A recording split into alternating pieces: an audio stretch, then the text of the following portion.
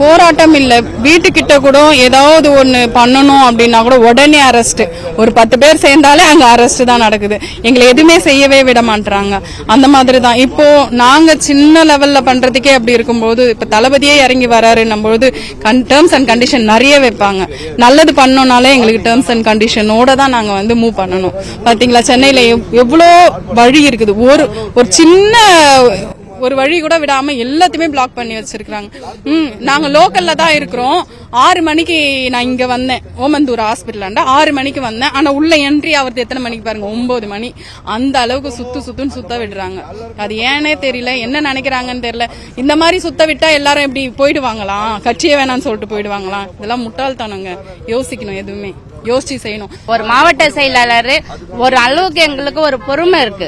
கொடிய பார்த்த உடனே என்னவோ தீண்டத்தகாதவங்களை இது பண்ற மாதிரி நில்லுங்க அப்படியே ஓரம் கட்டுங்க என்னன்னு தெரியல. என்ன அதனால அவங்க என்ன சாதிக்கிறாங்க? ஒரு ஆர்ப்பாட்டம் நடக்குதுன்னு தமிழ்நாட்டுல தெரியுது.